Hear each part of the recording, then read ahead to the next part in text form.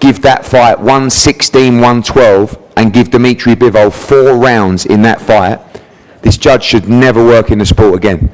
And I'm sorry, and everything you're going to get out of Dmitry is, I can do better. It's boxing. I take the judge's scorecard, but I don't buy it. Hey, what's up? This is Antonio. Welcome back to my channel. Now, who's ready for some fighting words? In this video, I want to recap Artur Beterbiev versus Dmitry Bivol. Really quick, if you like the videos, please take the time right now, subscribe to the channel. So much is going on in the sport, especially concerning this fight. I want to be the one to deliver that news to you. So let's talk about it. How'd the fight go? Number one, did it live up to our expectations? I think it was a good fight. I thought it would be, honestly, a little bit more violent, to be honest. But the action was consistent. The action was consistent. You know, I feel like Beterbiev gave Bivol a little bit more respect than I thought he would, because he's faced power punchers, like, you know, big time power punchers, and he didn't show them much respect. So Bivol's not the biggest power puncher in the world. He gets respect with his punches, but he's not the biggest power puncher in the world. So I was surprised of how subtle Artur Beterbiev grooved into the fight, as opposed to just opposing himself into the fight. So that was interesting. If you ask me, Bivol was doing his thing. He was sticking and moving. Now, but let me say this. Before anything else, was this fight a robbery? No, I don't think it was a robbery. I don't believe it was a robbery. Did I have Bivol winning? Yes, I said Bivol was going to win, and that was my prediction. And he did everything that I thought he would do. The one thing that surprised me about Bivol, I'm going to take a sidebar. The one thing that surprised me about Bivol was he was a lot more flat-footed than I thought he would be. He moved, strangely, he moved more with Canelo Alvarez, somebody much smaller, and it doesn't hit as hard, which was weird to me. And I'm like, there's no way Canelo Alvarez hits that hard to where you have to move that much. And then you got Artur Beterbiev, and you didn't move that much. Now, I don't know if it was a psychological thing. I don't know if it were a thing to, like, say that I'm not afraid of you. I'm here. I'm fully invested into this fight, and none of your antics or your power, or the so-called power, isn't going to scare me. Now, maybe that was it. But he didn't move as much as I thought he was going to move. I was actually very surprised at that. And there were a few moments where I thought, you know, that could cost you, you know, standing your ground when you don't have to. You definitely have an advantage with your movement over this guy. So I don't know why, you know, like you're meeting him where he is, and you're making the playing field even when you could easily offset the playing field and make it uneven by simply moving, which is your bread and butter. So that was a little strange to me. I didn't fully understand what the game plan was, because I would assume his movement was a large part of the game plan. Now, maybe he just felt Artur Beterbiev's power, and it was like, it's not as bad as I thought it was. I think I'll stick around for a while. It could simply be that, you know, maybe it was just a last-minute adjustment. He felt the power, and he was like, I can definitely hang out with this. This isn't the worst of the worst that I've faced, you know, so I can deal with this. But, you know, here's the thing about Artur Beterbiev. He mauls you. It's over time. You know, he's not knocking everybody out with one punch. It's just over time, you're going to succumb to punishment. Over time, he's going to hurt you. Over time, he's going to batter you. And that's exactly what started to happen with Dmitry Bivol. He did slow down tremendously, especially those last 2 rounds. Now, let's talk about this judging. I don't know. Whoever judged that fight needs to be fired. Or check their bank account and see if they got any suspicious, you know, deposits. Let's put it like that, because I don't know how in the world you get the stuff that you got out of that. Now, it's always a funny question to say, what are these people judging? These obviously aren't people who've ever fought. But what are these people judging? Now, listen, I know that one of the criteria for judging is, you know, like aggression.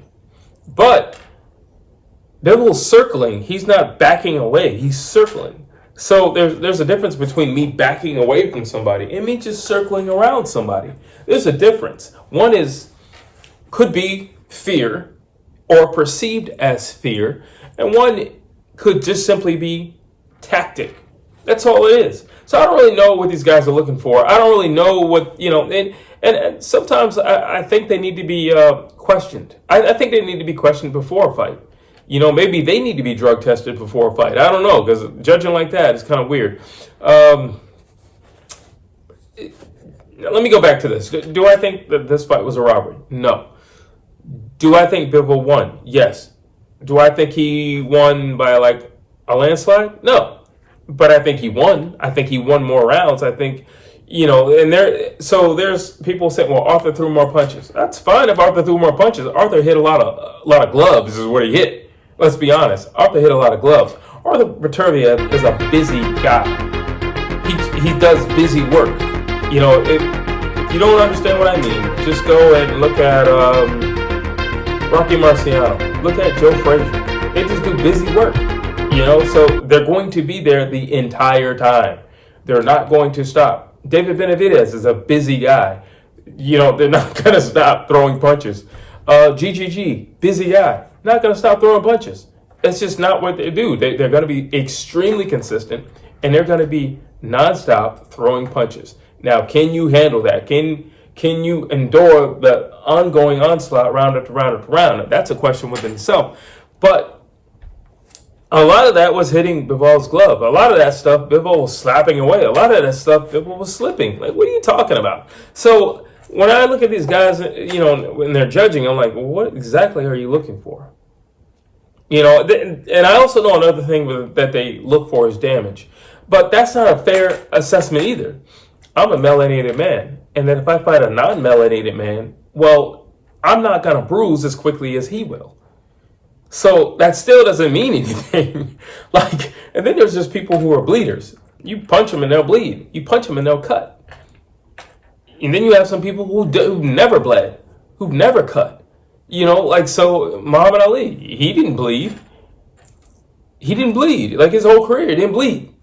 And then you have guys who just cut. They cut very easily. Gabe Rosado, he cuts easily.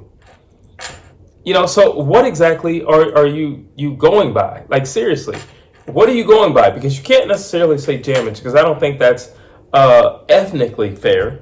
So you can't really say damage, because a black guy showing up on my skin tone versus a black guy showing up on Canelo Alvarez's skin tone, well, clearly it's going to show up on Canelo Alvarez, but it won't show up so clearly on me. So I don't think that's a fair assessment. And just because somebody has a black eye doesn't mean that the other guy is winning against me. It just means that I have a black eye. Well, let's see. It's round 4, and it's been a few exchanges since round 1. So it's quite possible I got an elbow on my eye, a forearm on my eye, or I've just been hit a few times. But that doesn't mean that I'm damaged. That doesn't mean that I'm compromised. So what exactly are you judging? Like, really, what are you judging? And you can't just say, well, he's throwing more punches, because if you look at the fight, again, that's why I think it's important for judges to be people who have been in the ring and understand what's going on in the ring. Because when you understand what's going on in the ring, you understand what's a real punch, you understand what's an effective punch, and you understand what's hitting gloves. You understand what's slipping and just rolling. Slipping is one thing, you just move. Rolling with it is, it touched you, but you're just rolling with it. Like, they did no damage. Like, it's like a dance. It's like a choreographed dance. Like, it did no damage. So what are you judging? And then why is all these judges always really old? Because maybe it's just that, I don't know, you need your glasses checked. I don't know. That's a sidebar, but I don't know. But do I think Dmitry Bivol won the fight? Yes, I do.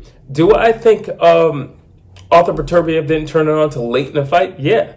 Do I think that Dmitry Bivol had enough rounds in the bank to solidify himself, even though those last 2 rounds clearly went to Beterbiev? Yeah, definitely. He didn't drop Dmitry Bivol, and it wasn't like he took the fight out of Dmitry Bivol as well. Dmitry Bivol was still throwing punches. Does there need to be a rematch? Yes, there needs to be a rematch. Do we need a definitive winner? Yes, we need a definitive winner. Just on a sincere note, I just feel really bad for Dmitry Bivol. When you look at, listen, there's certain things about a fight that everything about it, let me say it like this. Everything about a fight is honest, okay? Dmitry Bivol's body language said winner. Artur Beterbiev's body language and his team's body language didn't necessarily say winner. Let's be honest. The team didn't have a look of confidence on their faces. While I looked at Bivol, and he was pretty. Granted, you're talking about two guys who don't show a whole lot of facial expression, but body language is something else. You know, like if your shoulders are drooped over, or your head is down, or you're looking around. Why are you looking around? You're looking around for support. Like, hey, think I did enough? What about you? And sometimes you're just looking for support in your teammate's face. And what do I mean by that? Like, I'm not asking you if I did enough, but I'm just looking to see if you have a smile on your face. I'm just looking to see if your body language is saying, we got this. Now, if they don't have that, then yeah, you're going to see a difference in body language. And when I looked at Dmitry Bivol, he was standing up, his chest was out and his head was high. And I looked at Artur Beterbiev, and he's looking around like, be honest, guys, what do you think? What do you think? So I don't know. I definitely feel like there needs to be a rematch. I think that regardless of the rematch, a moment was stolen from somebody that, unfortunately, it'll never be right, because now he has a loss on his record, so it'll never be right. But it can be rectified. That's what it can be. I definitely want to see a rematch. I think it's only right that there's a rematch.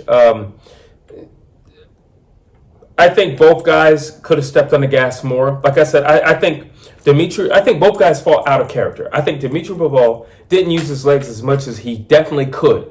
And I think Artur Beterbiev took way too long to actually step on the accelerator. And that's his fault. So I think they're both at fault, and they both equally admitted they could have done better. And those are two areas in both guys that they could have done better. Beautiful infighting, catching and, bobbing and beautiful infighting. But, it was those moments, those 2 rounds in particular, where Bivol was just kind of like a sitting duck. And then he would, you can tell he was talking to himself. If you've been in a ring and you've been hit and you're hurt, or you're tired and you're hurt, and this guy is still punching you, you're in a corner, you can't seem to get out of it, or you're just in a shell, and you're trying to figure out, when do I come out of this shell? And you could see where he had that moment, I'm coming out regardless. And, he had a few of those moments where he was talking to himself. I think if this fight happens again, which I know it will, 100%, this fight will definitely happen again, we're going to get a knockout. And I'm saying it like that. I've been saying this about Dmitry Bivol since he fought Canelo Alvarez. I think he's the type of guy who rises to the competition. And I think because Artur Beterbiev didn't do his Artur Beterbiev thing, I don't think Dmitry Bivol fully did his Dmitry Bivol thing. Some people just say, I'm going to do me regardless, and I'm going to go 100 miles an hour. And then there are people who are like, I'm going to do what it takes to win. And I think that's Dmitry Bivol. I said this. He mimics Floyd Mayweather in his pattern of thinking. Floyd Mayweather will only match up one notch over his competition. If you present an 8, he's just going a 9.5. If you present a 9.5, then he'll go a 10. He's not doing anything extra unless it's dire need, or you keep matching him. And I think Dmitry Bivol is the same way. I just think, like when I look at the Canelo Alvarez fight, on paper, that's the hardest fight that he's ever had, and the toughest opponent, and the most, well-presented opponent, or the most accolades. He breezed through Canelo Alvarez, and I think that's because it's just like, and I always said he could have knocked Canelo out if he wanted to. He chose not to. He chose to go on cruise control. That was cruise control. And I think Beterbiev's gently easing into the fight was like, well, if this is, we're only going 35 miles an hour, well then, all right, I can go 5 miles over the speed limit, But if Beterbiev would have gone full on, Psycho Destroyer Terminator mode, then I believe we would have seen a much different Dmitry Bivol. And I think I think this fight was as much a psychological war as it was a physical war. And I think that, and I can prove what I just said, because Dmitry Bivol said in the post-fight interview, he said, I needed his pressure to make me more on point and make me better. I needed his pressure, which only goes to what I just said. The question is, can you push your own button and say Super Saiyan mode and just activate without this person pushing you to the edge of the cliff and you say, no, I need to activate because I might fall? Can you activate your own button? Can you say, oh, I'm just gonna Super Saiyan? Like, I'm just going. I don't need you to, get me to a state where I might get hurt. I don't need you to get me to a state where I just lost a round. I don't need any of that. I could just go there. And I think that's a thing within Dmitry Bivol, and I think he learned that about himself, if he didn't already know that. But I definitely believe he learned that about himself, because it's the first time he's ever mentioned something along those lines, where he flat out said, I needed his pressure to make me better. You shouldn't need his pressure to make you better. And that's issue. You shouldn't need his pressure to make you better. I don't want to get hit. That makes me better. I don't want to lose. That makes me better. You have a psycho wife who wants you to lose. That should make you better, so that she doesn't get the gratification of seeing you lose. That should make you better. But those are my thoughts. Drop your thoughts down below. Let me know if you agree with me.